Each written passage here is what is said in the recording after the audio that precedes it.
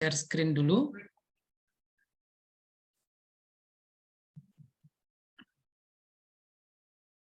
Iya.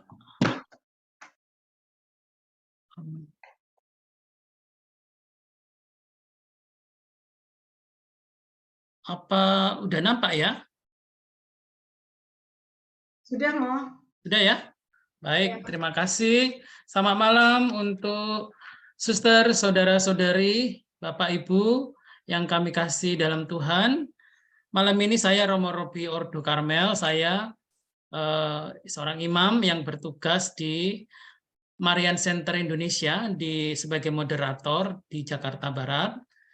Saya juga membantu Carmelite Center Jakarta, kemudian juga membantu mengisi Suara Karmel dan konten-konten Orang Kudus Karmel, dan saya juga membantu, kadang-kadang diminta membantu pelayanan di paroki-paroki Karmel yang terdekat. Ya.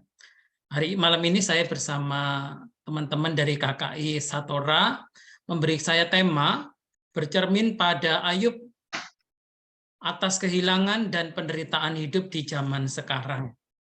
Baik, langsung saja kita ikuti dari slide.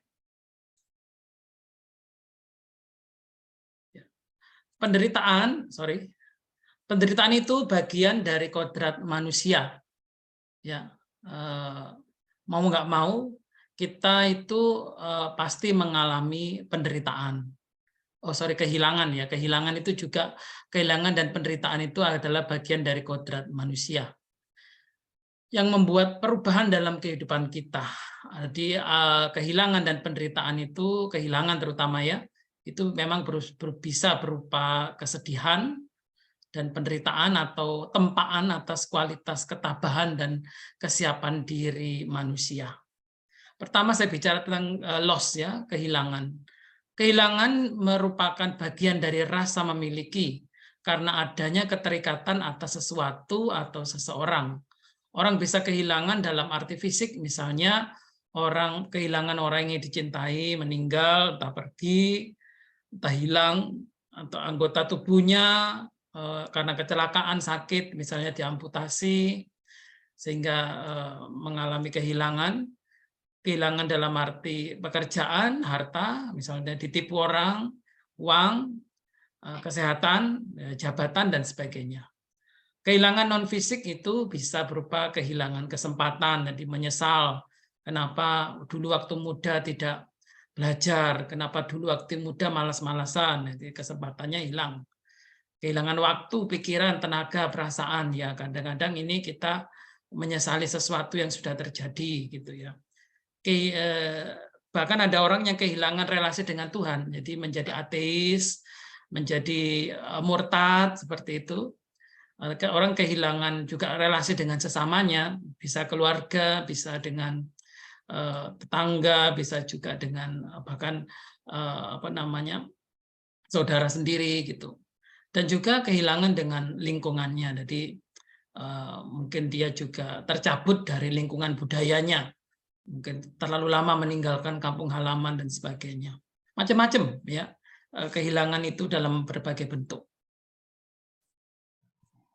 Ya kehilangan itu memang adalah sesuatu yang bisa menyakitkan dan mengganggu, seperti halnya juga penderitaan ya. Penderitaan itu juga sepertinya sesuatu yang bisa menimbulkan rasa sakit dan mengganggu kadang-kadang. Dalam rancangan Allah ya, penderitaan itu sesuatu yang menuntut kita supaya kita berefleksi, berpikir, lalu bertobat, dan kemudian bertindak. Pada mulanya Allah menciptakan segala sesuatu itu baik adanya. Ya. Kejadian 1 ayat 27, ketika manusia pertama Adam dan Hawa jatuh dalam dosa, mereka mulai merasakan apa yang disebut sebagai penderitaan. Perempuan akan susah payah mengandung dan melahirkan karena hawa nafsu, dan laki-laki harus bersusah payah mencari rezeki sehingga manusia akhirnya mati menjadi debu tanah. Nah ini kita ingat Roma 6 ayat 23. Upah dosa ialah maut. Penderitaan menyatu dengan hidup manusia sejak awal mula dan tak mungkin manusia hidup tanpa merasakan penderitaan. Dari sejak lahir, bayi menangis kesakitan. Ketika pusarnya harus diputus, tali pusarnya harus diputus. Lalu anak belajar berbicara, belajar berdiri, lalu jatuh. Lalu anak bertumbuh besar, lalu mengalami pengalaman jatuh bangun, gagal, senang. Dan itu semua penderitaan bisa membuat kita kuat, tapi juga bisa membuat orang hancur. Nah, jadi tergantung bagaimana memaknai penderitaan itu. Penderitaan bisa secara fisik tentunya ya, seperti ya penyakit tadi, siksaan orang lain, maupun menyakiti diri sendiri, seperti narkoba, suntik, macam-macam. Lalu penindasan, perang, perbudakan, pelecehan seksual, kekerasan, dan sebagainya. Penderitaan juga bisa dalam bentuk gangguan kejiwaan, ya, depresi, bully, perundungan, celaan, teror, makian kasar, merasa direndahkan, difitnah, dikucilkan, dan sebagainya. Jadi ini penderitaan rohani, ya. Tadi ada fisik, ada kejiwaan, ya, psikologis, ada juga rohani. Itu penderitaan yang rohani, misalnya merasa berdosa, jauh dari Tuhan, bahkan mungkin orang kerasukan setan, kekeringan rohani, kerakusan rohani, krisis rohani, dan sebagainya. Jadi ada orang yang menderita karena memang sesamanya berdosa. Ada sistem yang rusak, misalnya ada korupsi, ada kesewenang-wenangan dari penguasa, ada ketidakadilan, ada diskriminasi, anak melawan orang tua, dan sebagainya. Tapi ada juga orang menderita karena orang jahat. Mazmur 73 itu mengungkapkan. Misal kesaksian para martir, ya, mereka menderita, tapi menderita karena iman mereka, lalu mereka disiksa. Ada orang yang menderita karena melihat penderitaan orang lain, misalnya pejuang kemanusiaan, pejuang hak asasi manusia, ya, dan sebagainya. Ya. Ada juga penderitaan, ya, karena tugas yang dijalankan, karena jabatannya. Contoh orang yang diasingkan, dipenjara, bahkan dihukum mati. Ya, kita ingat dulu ada Philip Tibo, ya, kalau nggak Tibo, ya, dan kawan-kawan itu yang dijatuhi hukuman mati, kendati faktanya mereka sebenarnya tidak membunuh siapapun. Nah, itu terjadi di Indonesia. Nah, Alkitab bisa dikatakan kitab yang berisi penuh dengan masalah penderitaan manusia. Satu, kesengsaraan akibat dosa manusia. Itu tertulis dalam kitab Kejadian tadi, kejatuhan Adam dan Hawa, lalu kemudian dalam kitab Tobit 13 ayat 2, memang Allah menyiksa tapi juga mengasihani. Tobit 13 ayat 8, bertobatlah hai orang-orang yang berdosa dan lakukanlah apa yang benar di hadapannya. Siapa tahu kalau Allah berkenan kepadamu dan menjalankan belas kasihan kepada kamu. Tanah menjadi terkutuk sejak Adam dan Hawa jatuh ke dalam dosa. Ya. Sekarang kita lihat juga tokoh Ayub, ya, yang hari ini menjadi tema besar kita. Kita lihat satu pelajaran lah dulu, bahwa dari Ayub kita bisa melihat penderitaan itu tidak selalu hukuman dari Allah. Memang Adam dan Hawa jatuh dalam dosa, lalu mereka diusir dari Taman Eden karena mereka melanggar, tidak taat, ya mereka semacam dihukum. Itu benar. Tapi juga seperti Ayub itu ada perbedaan. Dia tidak salah, dia tidak berbuat dosa, tetapi memang dia sedang diuji imannya. Nah, yang menguji pun bukan Tuhan sebenarnya, tapi si iblis, ya. Atas seizin Tuhan, maka iblis mencobai Ayub. Penderitaan tidak selalu hukuman dari Allah. Nabi Ayub adalah orang yang benar dan takut akan Allah, tapi ia menderita penyakit mengerikan. Ia kehilangan semua anaknya, hartanya, bahkan juga istri dan sahabatnya menyudutkannya. Allah mengizinkan iblis menguji iman Ayub. Sikap Allah terhadap orang benar dinyatakan dalam kitab Kebijaksanaan Salomo 3 ayat 4-5. Kalaupun mereka disiksa menurut pandangan manusia, namun harapan mereka penuh kebakaan. Setelah disiksa sebentar, Mereka menerima anugerah yang besar, sebab Allah hanya menguji mereka, lalu mendapati mereka layak bagi dirinya. Putra Sirak 2 ayat 5, sebab emas diuji dalam api, tapi orang yang kepadanya Tuhan berkenan dalam kancah penghinaan. Nah, di sini ya kita bisa melihat ya. Nah, dalam surat ini, surat Rasul Paulus juga dikatakan demikian ya. Bergembiralah bila kamu menderita, seketika harus berduka cita oleh karena berbagai-bagai pencobaan dan seterusnya. Maksud semuanya itu adalah membuktikan kemurnian iman yang jauh lebih tinggi nilainya daripada emas yang fana yang diuji kemurniannya dengan api, sehingga kamu memperoleh puji-pujian dan kemuliaan dan kehormatan pada hari Yesus Kristus menyatakan dirinya. Dari kisah Ayub kita belajar penderitaan memang tidak selalu merupakan hukuman atas dosa, tapi memurnikan iman manusia. Penderitaan tidak selalu merupakan tindakan disiplin dari Allah. Murid Yesus pernah bertanya kepada Yesus, "Rabi, siapakah yang berdosa, orang ini atau orang tuanya sehingga ia dilahirkan buta?" Yesus menjawab, "Bukan karena orang ini berdosa atau orang tuanya, tapi agar pekerjaan-pekerjaan Allah diperlihatkan di dalam dia." Ini kita bisa melihat ya. Nah, ini Ayub juga demikian ya. Kenapa Ayub dicobai? Ya, apakah dia melakukan dosa tertentu? Tidak. Tapi iblis meminta izin kepada Tuhan supaya mencobai Ayub. Dan Tuhan berfirman pada iblis, "Sudahkah engkau memperhatikan hambaku Ayub, bahwa tidak ada seorang pun yang seperti dia di bumi ini, seorang yang tidak bercela dan jujur, yang takut akan Allah dan menjauhi kejahatan."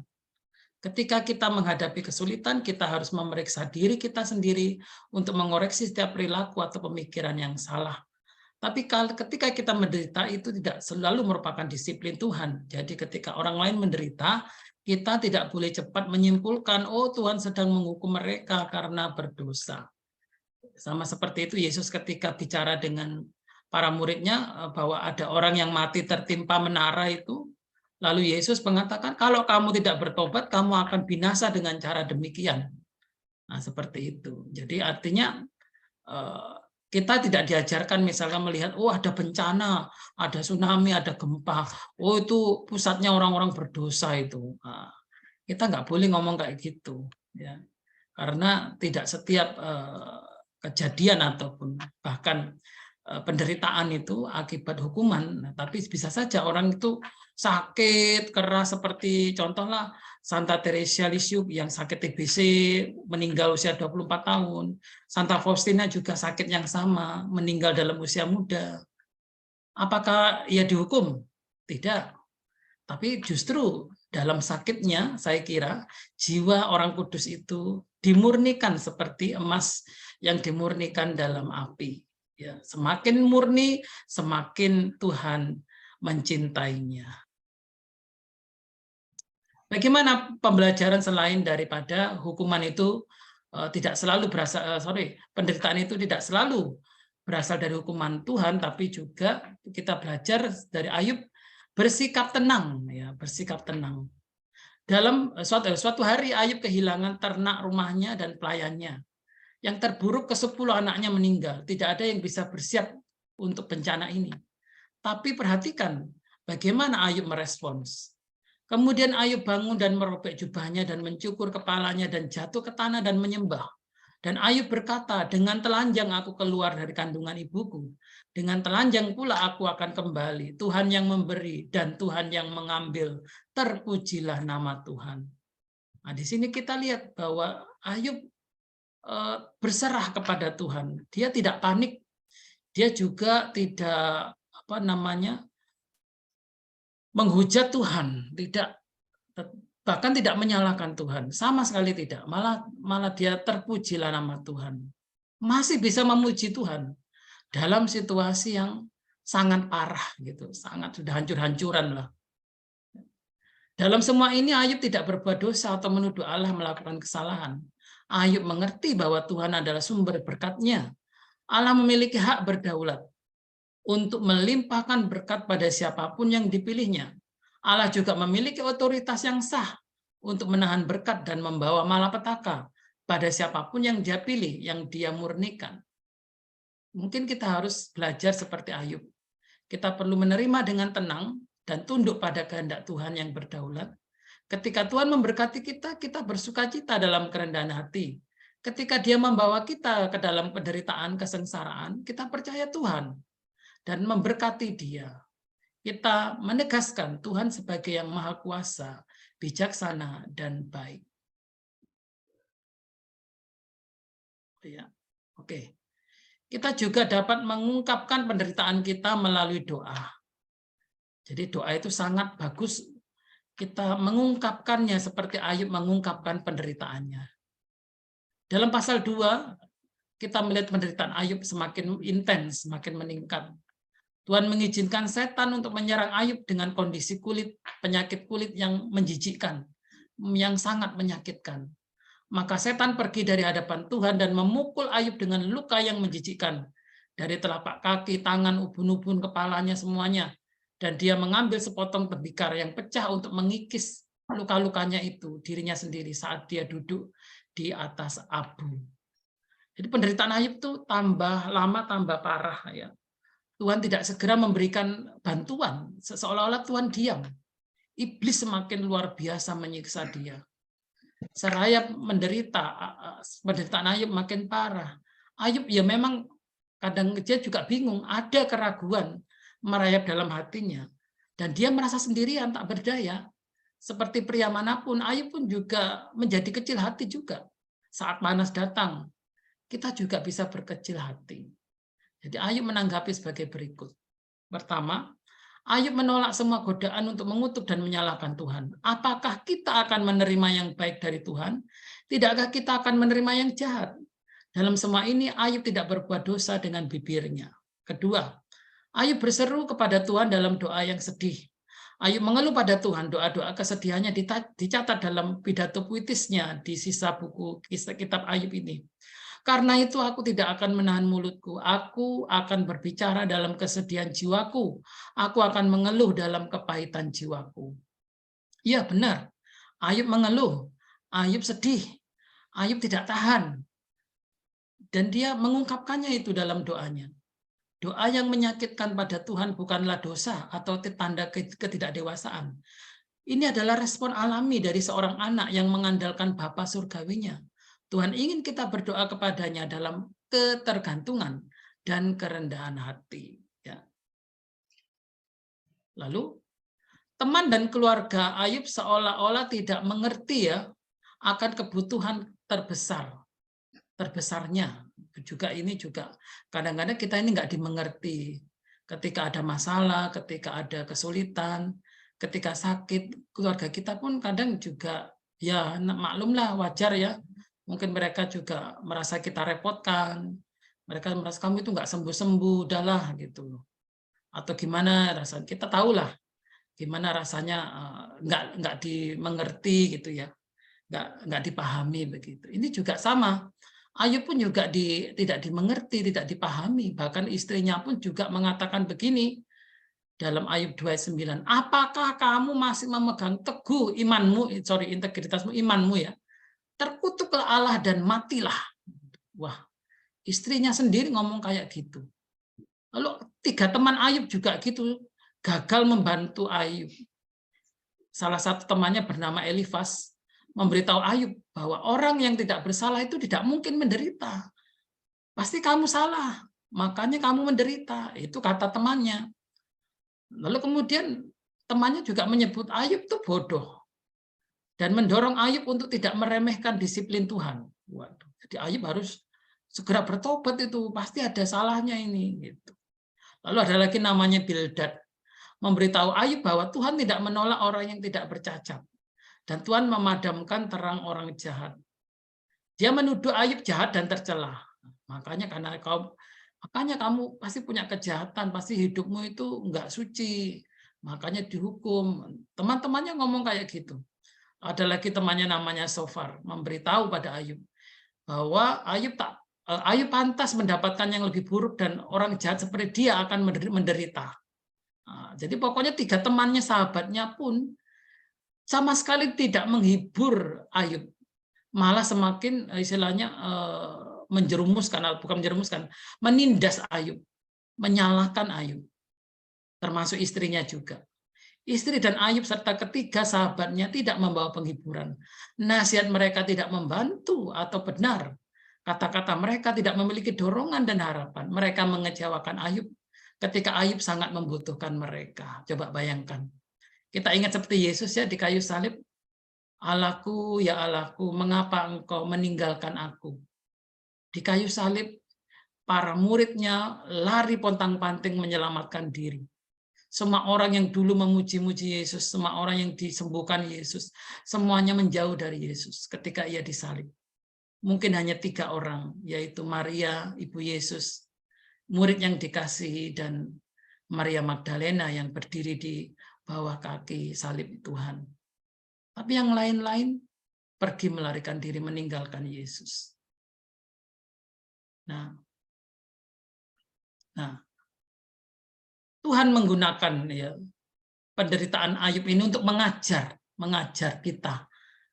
Dalam bab terakhir, Ayub merangkum apa yang dia pelajari tentang Tuhan dalam penderitaannya.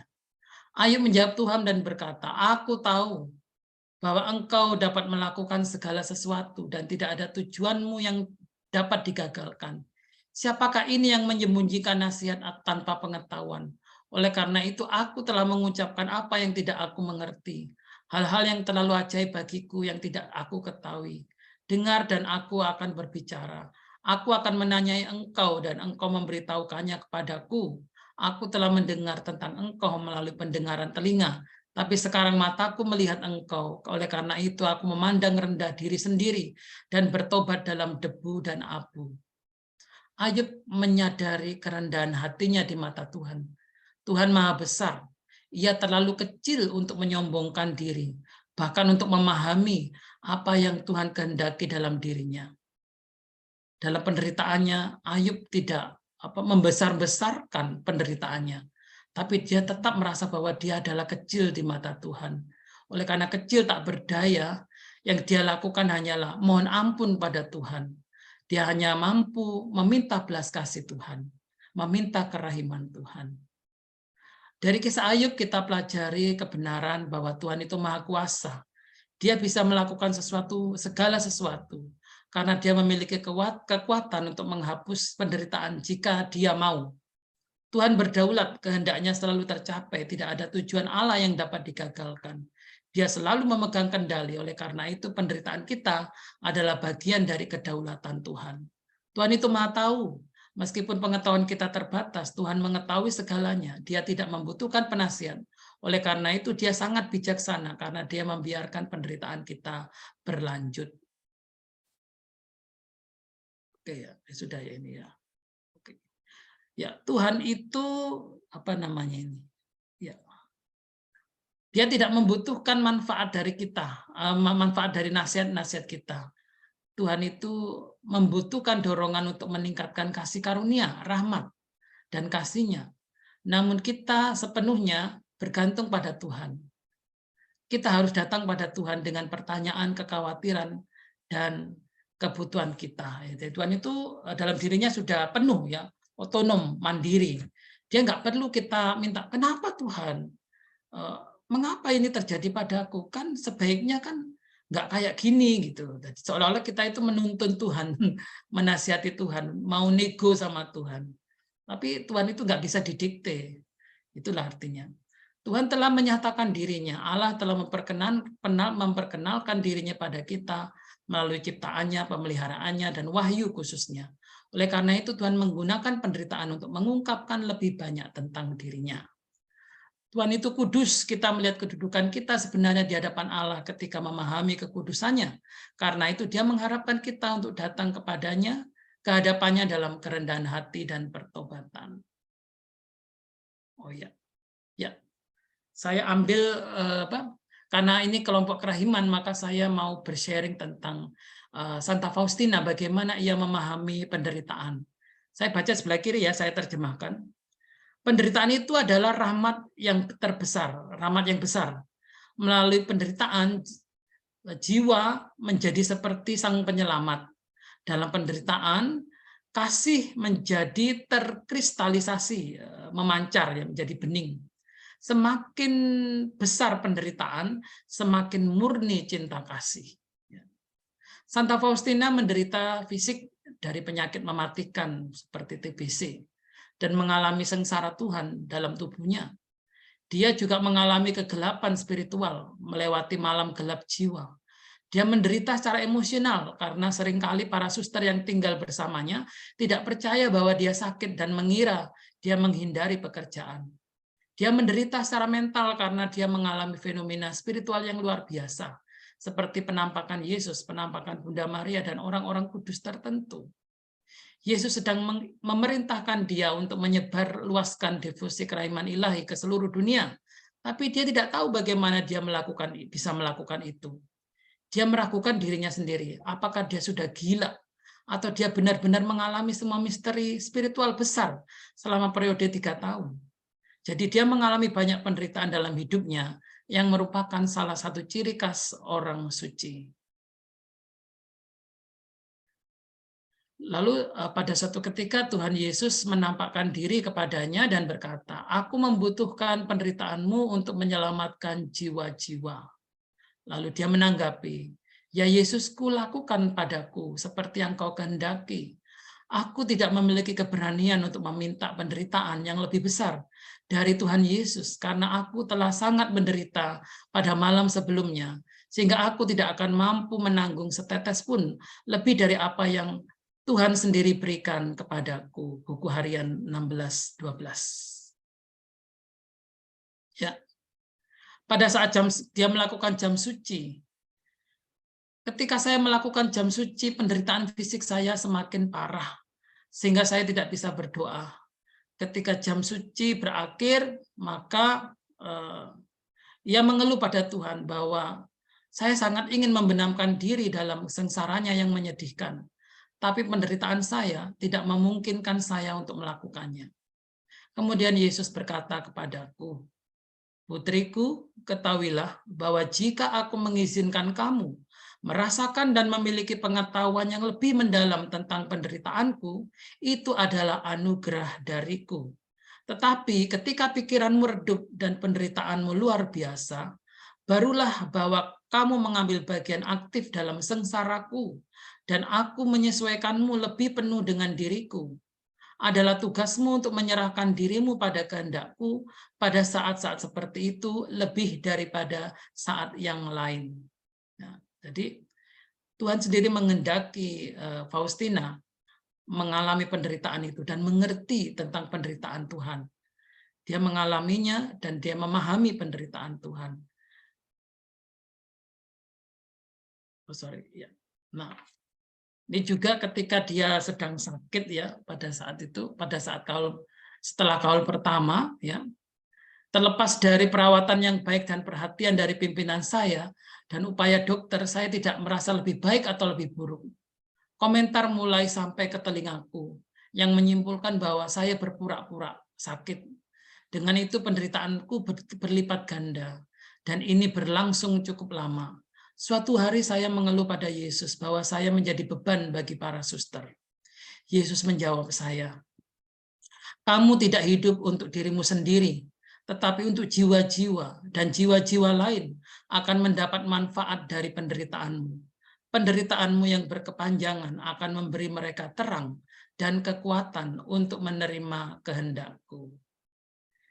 Sebelah kiri bahasa Inggrisnya, "Suffering is the greatest treasure on earth. It purifies the soul.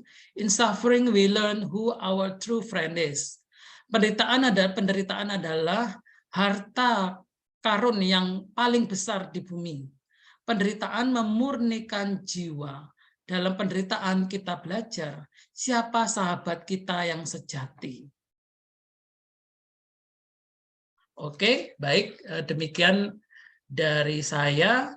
Saya kembalikan pada teman moderator, silakan. Ya, terima kasih banyak, Romo Robi, luar biasa ya. Kita mendapatkan banyak hal. Baik, Bapak Ibu, ada yang ingin bertanya, mau langsung raise hand juga boleh.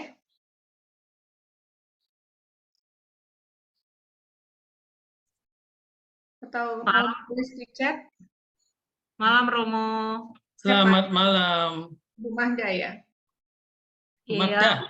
Oh iya Bu Magda, silakan.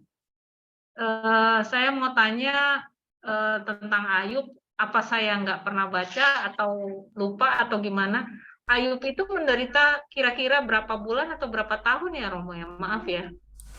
Wah, ini yang pertanyaannya agak sulit ini. Ya, saya sering baca Ayub. Nah, kira-kira berapa lama, Bu? Saya sendiri tidak terfokus ke sana ya penderitaannya ya. Kira-kira bagaimana ini? Mungkin ada yang bisa bantu saya ini. Pertanyaannya letter luck gini. Kenapa Bu? Kenapa kok tanya begini? Kenapa bertanya tentang? Orangnya suka gitu Romo. Roh Kudus kasih tahu saya, coba tanya atau dalam pikiran saya gitu Romo. Saya minta maaf ya kalau gitu. Oh, nggak apa-apa Bu. Saya terus terang aja kalau itu saya nggak fokus ke sana. Saya fokus kepada isinya, kisahnya secara umum, general ya. Betul Romo. Saya juga seperti itu, sering kali baca. Ini baru aja di sini, makanya saya tanya sama. Iya. Ya mungkin. Ya.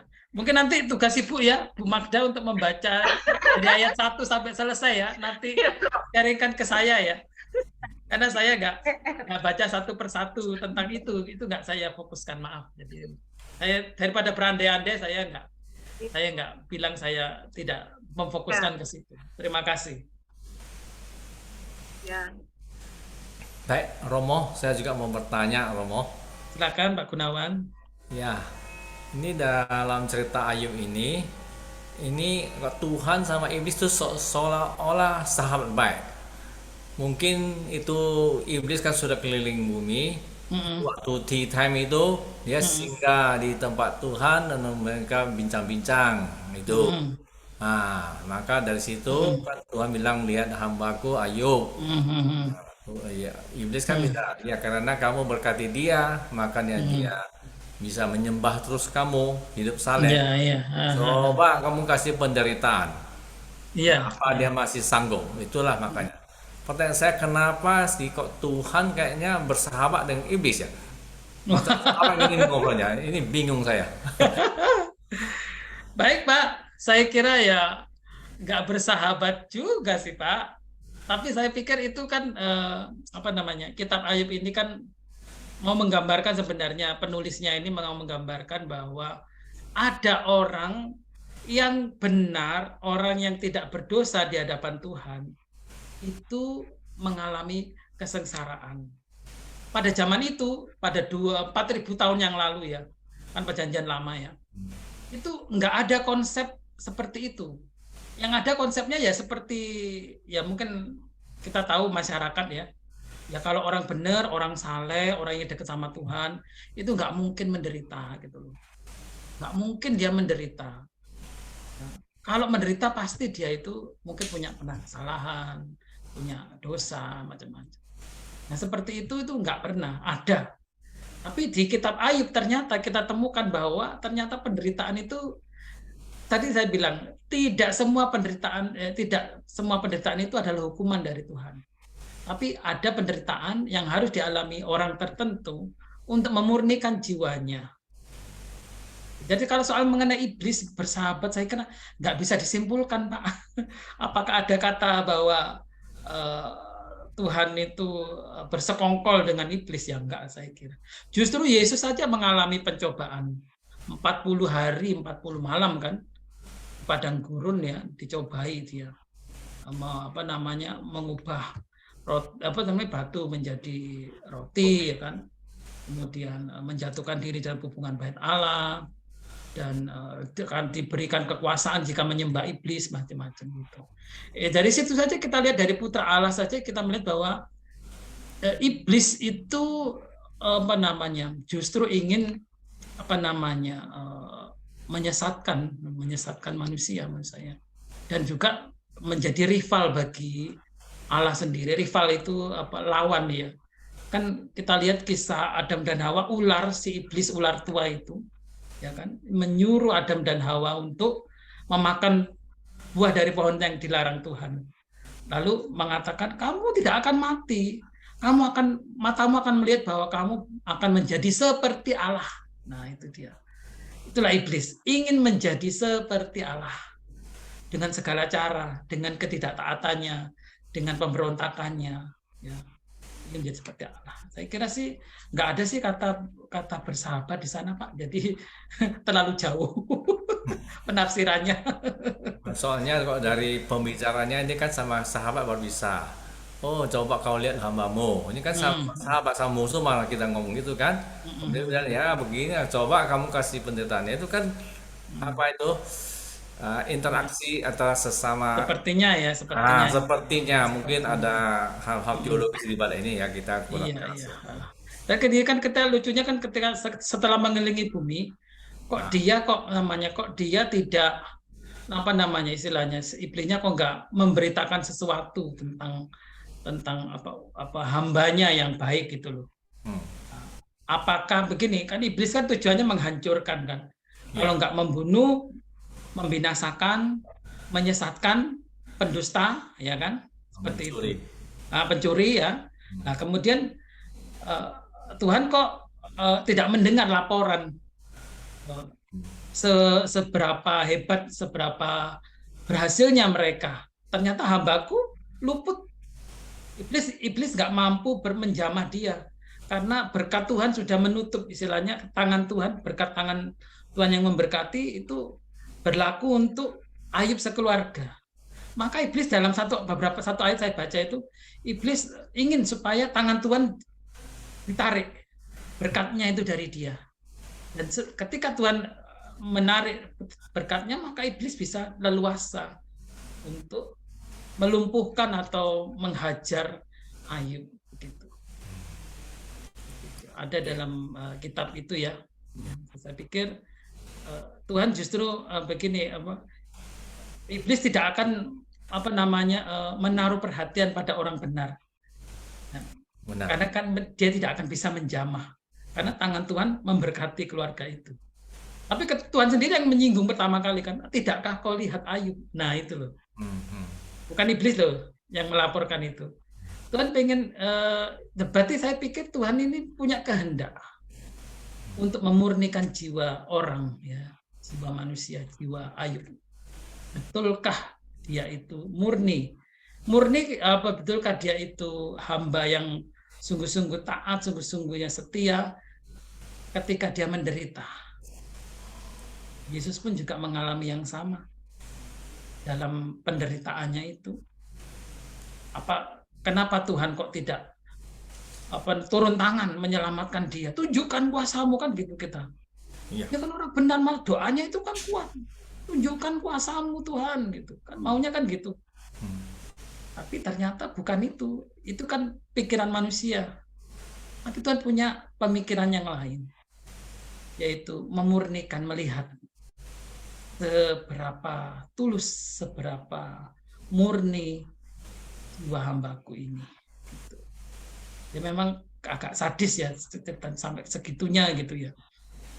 Tapi ya itulah cara Tuhan yang sama sekali kita nggak mengerti, nggak bisa memahami kenapa Tuhan membiarkan seolah diam aja. Gitu.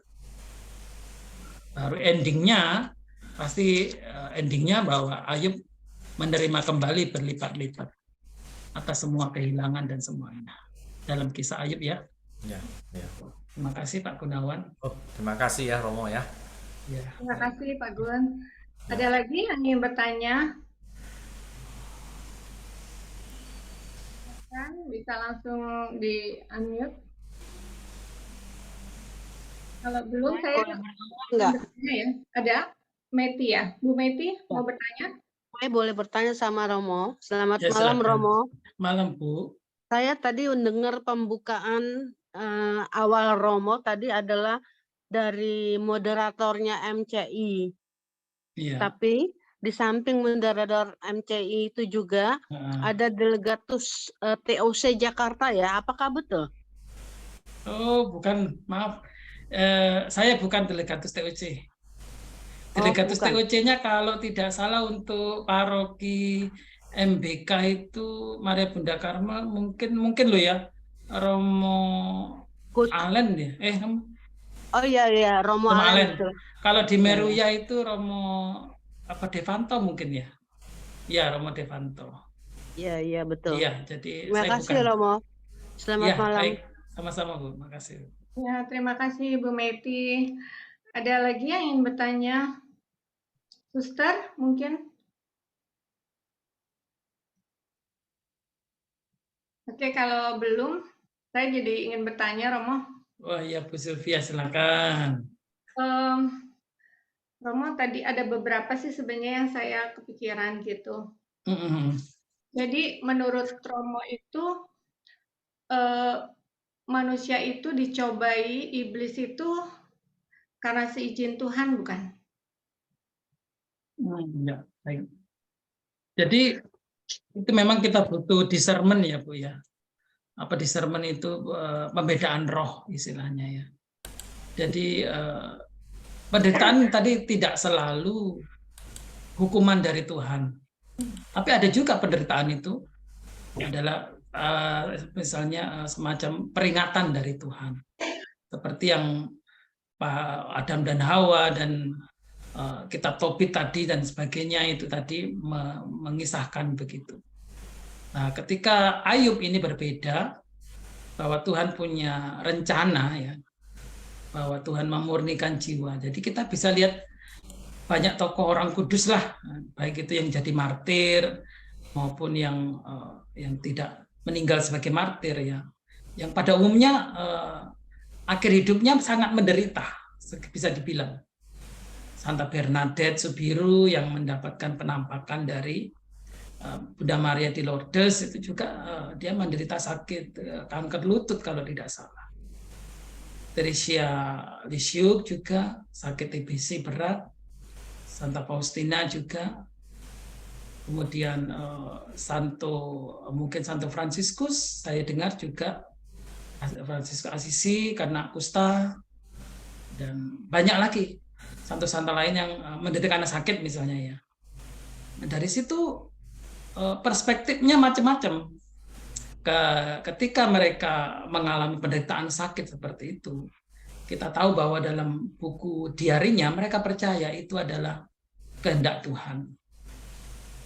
Santa Teresia dari Lisieux bilang, mati muda itu dia tidak menginginkan mati muda, tapi kalau ini Tuhan menghendaki dia harus mati muda, maka dia bersukacita kalau itu adalah kehendak Tuhan. Jadi dia tidak menuntut bahwa ingin memperpanjang hidupnya demi kemauannya, tetapi kalau itu bukan kehendak Tuhan, dia tidak mau. Maka dari itu memang saya kira ya kita juga harus berdoa dulu ya. Kalau kita mengalami kehilangan, penderitaan, mari kita berdoa pada Tuhan dulu. Mari kita berdoa dengan perlahan, doa Bapa kami. Bapa kami yang ada di surga, dimuliakanlah namamu.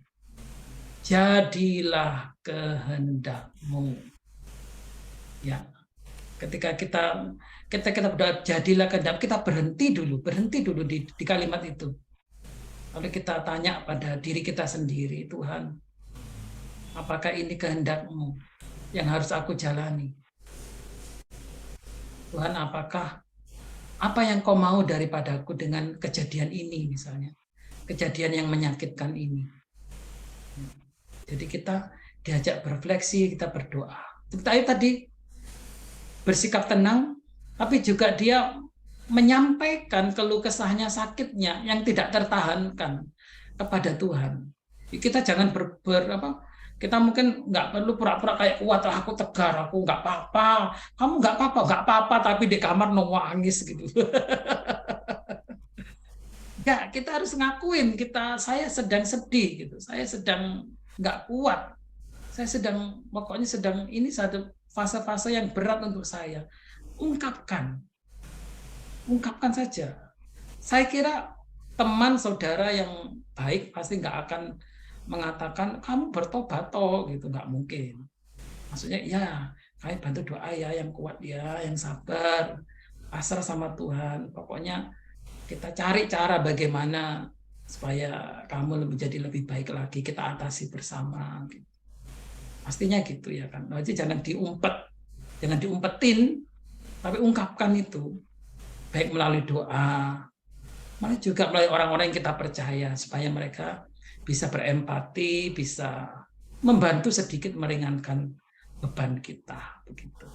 Jadi oke, kalau itu memang kehendak Tuhan untuk dimurnikan, aku siap, saya siap Tuhan, gitu. Katakan seperti Bunda Maria, terjadilah padaku menurut kehendak-Mu, gitu. Kalau ini datang, kalaupun sekalipun itu datang dari Tuhan, bukan dari Tuhan, maksudnya seperti Ayub ya, itu penderitaan itu datang dari si iblis, tetap kita juga harus mengatakan pada Tuhan, Tuhan, terjadilah padaku menurut kehendak-Mu, karena tidak ada kuasa manapun yang bisa memisahkan aku daripada-Mu. Ada seorang Romo yang bersharing dengan fraternya, ditanya gini kan, kalau nggak salah ini ceritanya, jadi Romo, kok kita ini orang benar, kita ini orang Kristen berusaha hidup baik, terus nasib kita itu ditindas, bahkan ada juga yang dibunuh karena iman.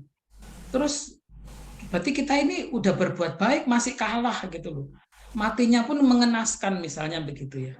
Berarti kita ini kalah dong, berarti kita ini kayak sia-sia dong gitu katanya.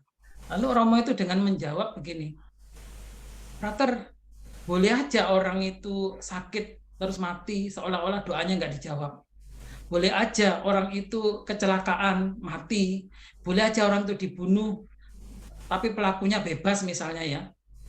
Boleh aja kelihatannya kalah, memang secara dunia kita kalah, tapi secara akhirat ya, kita dimenangkan oleh Tuhan. Karena tidak ada kuasa yang bisa membunuh jiwa selain Tuhan, bukan? Manusia bisa, atau penyakit atau setan bisa membunuh jiwa kita di dunia, tapi tidak berkuasa atas jiwa kita di kehidupan yang akan datang. Jadi kita percaya bahwa orang-orang yang menderita itu sekalipun sepertinya doanya nggak dijawab, sepertinya kok akhirnya dia mati dan sebagainya, dia tidak kalah, dia tidak kehilangan apapun. Justru ia menyelamatkan nyawanya. Kan Yesus mengatakan barang siapa menyelamatkan nyawanya ia akan kehilangan, tapi ia barang siapa kehilangan nyawanya karena aku, ia akan menyelamatkan jiwanya untuk hidup yang kekal. Itu. Kira-kira bagaimana bisa membantu Bu Sylvia? Ya, bisa. Romo, ada satu lagi aku tanya. Kan tadi Romo di awal ngomong penderitaan itu adalah kodrat manusia ya. Iya, betul. Ya, tapi kan banyak manusia itu, banyak orang itu menolak menderita ya. Iya, betul memang. Ya, jadi malah marah gitu. Kalau menderita itu malah marah, malah protes, malah jadi apa ya, mutung sama Tuhan. Nah, tapi sementara saya lihat itu kehidupan seorang Santo Santa yang belum jadi santo ya waktu itu, yaitu begitu menginginkan menderita, malah betul. Nah, itu bagaimana caranya supaya kita itu bisa merangkul penderitaan itu, gitu. Karena kan masih banyak orang yang kok aku menderita sih, kenapa nggak dia, kenapa aku, gitu ya. Iya, benar. Bagi sebanyak orang kan melihat hidup itu harusnya bahagia, bukan menderita, gitu kan. Betul. Kenapa harus menderita? Nah, itu kan masih banyak dalam pertanyaan orang, gitu. Padahal kalau tadi Romo bilang penderitaan itu adalah kodrat, mau nggak mau. Coba bagaimana Romo menjelaskannya? Iya, baik. Terima kasih Bu Sylvie. Jadi saya mau katakan bahwa tidak mungkin orang hidup tidak menderita gitu aja. Jadi baik saya akan katakan tadi, bahkan ketika kita dalam kandungan ibu aja, kita pun sebenarnya menderita. Mungkin kita karena bayi ya, banyak pengen keluar nendang-nendang, kok sesak sih di sini. Seandainya janin bisa ngomong itu, di sini gelap, di sini sesak, gitu macam-macam, lapar, macam-macam. Bahkan ketika dia dilahirkan juga menderita, menangis kesakitan, tali pusarnya dipisahkan dari rahim ibunya. Dia harus mencoba menyesuaikan diri dengan bernapas dengan hidung, makan dari mulut. Itu aja udah menderita. Tambah lagi ketika tambah besar, belajar, jatuh, bangun. Tambah besar lagi dibenci temannya, dibully, macam-macam. Tambah besar lagi berkeluarga, menghadapi anak-anak, menghadapi istri, mertua, macam-macam. Tambah tua dia melemah, sakit-sakitan, macam-macam. Nah, ya kan, itu udah tidak terelakkan, betul, itu nggak terelak. Jadi karena tidak terelakkan itu, maka manusia memiliki semacam denial gitu, menyangkal. Aku nggak mau ini, aku maunya happy, aku maunya menderita, maunya seneng-seneng, maunya itu aman-aman gitu, ya kan? Ya, itu natural, itu alami. Orang yang beragama, nggak beragama pun juga seperti itu cara berpikirnya gitu. Ya maunya kita itu hidup sekali happy gitu, nggak ada sakit, nggak ada penderitaan, nggak ada kehilangan, macam-macam. Ya, nah, tapi justru itu penderitaan itu tadi bisa mendewasakan orang. Orang tahu rasanya dikhianati, bisa dikhianati suami, dikhianati pacar, dikhianati teman, sahabat gitu. Jadi dia belajar. Oh, ternyata kalau aku mengandalkan manusia, pasti aku kecewa. Tapi ketika aku mengandalkan Tuhan, Tuhan nggak pernah mengkhianati aku. Tuhan nggak pernah meninggalkan aku. Tuhan setia sampai akhir hidupku. Ya kan? Seperti itu. Jadi kita belajar. Ternyata kita jangan mengandalkan manusia. Kehilangan harta juga sama, kehilangan anak, siapapun mungkin juga. Pasti kita juga akhirnya belajar sesuatu dari situ. Kita berusaha menjadi dewasa dan kuat, ya kan? Penderitaan itu kalau kita memaknainya dengan benar, kita tambah kuat, tambah dewasa. Tapi kalau kita masih childish nggak dewasa, ya seperti anak-anak itu kan dicubit sedikit ngamuk, marah, nangis. Tapi kalau kita udah gede, kita dicubit, kan kita kan nggak langsung marah. Kenapa kamu kan nyubit aku? Malah kita senyum. Kenapa kamu cubit aku? Gitu. Aku gemesin ya, gitu.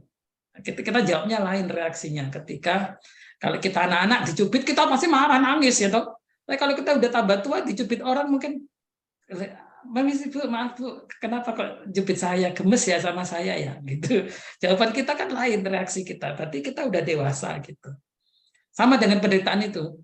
Kalau kita masih cara pikirnya childish ya, kekanak-kanakan, ya kita akan menanggapinya seperti anak-anak. Reaktif, nyalain sono, nyalain sini, nyalain Tuhan, yang nggak ada hubungannya dengan penderitaannya. Atau jangan-jangan penderitaannya itu ya mungkin kesalahannya dia sendiri gitu. Dulu waktu mudanya makannya sembrono, nggak dijaga dietnya, ya toh, makan sana makan sini misalnya, ya kan? Mungkin dia nggak hati-hati sehingga ketularan, nggak pakai masker atau nggak vaksin macam-macam, akhirnya kena misalnya, macam-macam ya. Jadi memang kembali ke penderitaan itu harus pertama mau nggak mau harus diterima dulu, baru kemudian kita mempersembahkannya kepada Tuhan. Ya kalau kita nggak kuat, persembahkan pada Tuhan. Nah, kalau kita kuat, ya kita hadapin. Saya percaya bahwa Tuhan bekerja di dalam penderitaan itu. Tuhan nggak meninggalkan kita. Dan yang penting adalah kita tidak kehilangan jiwa kita. Artinya sampai akhir, baik hidup maupun mati, kita tetap milik Tuhan. Gitu ya. Gitu. Ya, baik. Terima kasih Romo Robi. Baik. Ayo silakan Bapak Ibu yang ingin bertanya, mumpung masih ada waktu. Saya mau bertanya, boleh? Ayo silakan. Boleh, silakan. Siapa ini? Bu Julianingsih. Oh iya. Malam Romo. Malam Bu, Kalau silakan. penderitaan itu memang kodrat kita sebagai manusia. Bagaimana dengan permohonan-permohonan dalam doa kita? Kita minta dibebaskan dari sakit ini, sakit itu, dari kesulitan ini, kesulitan itu. Itu sebetulnya boleh nggak minta-minta begitu? Karena itu memang sudah kodrat kita untuk sebagai manusia. Ya. Jadi seperti Tuhan Yesus ya, karena kodratnya dua dia ya, ilahi dan manusiawi ya kan.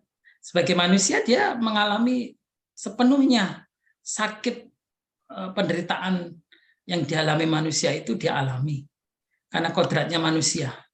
Satu sisi dia juga kodratnya Allah ya.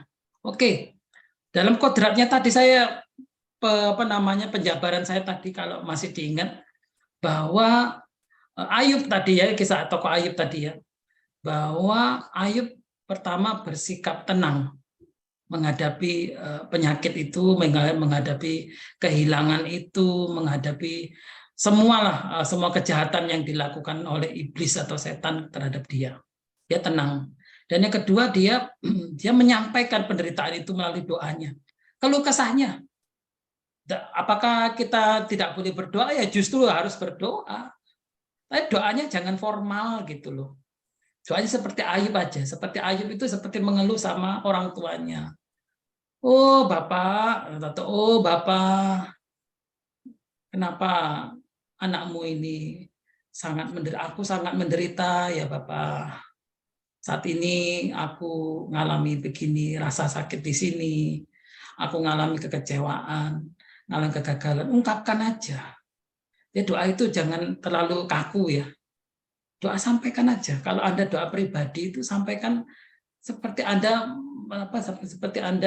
namanya curhat sama bapamu, sama orang yang kamu sayang. Seperti itu. Oke, ada rumusan doa-doa macam-macam, ada. Iya, silakan itu mau diikuti, tapi saya kira lebih menyentuh kalau hati yang berbicara daripada rumusan-rumusan doa. Beda loh. Hati yang berbicara dengan mulut yang berbicara itu beda. Mulut berbicara karena itu tulisan teks kita baca, mau nggak mau kita baca. Tapi apakah pikiran kita selaras dengan teks itu?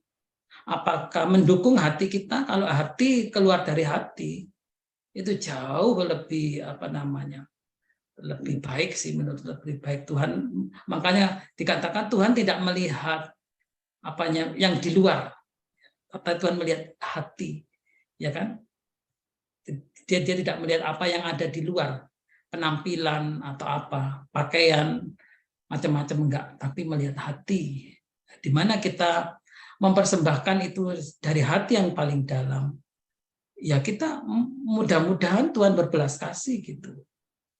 Tuhan berbelas, dan banyak kisah penyembuhan-penyembuhan yang dialami orang-orang awam melalui perantaraan orang-orang kudus, melalui novena 3 Salam Maria, melalui ziarah, melalui doa-doa penyembuhan, macam-macam.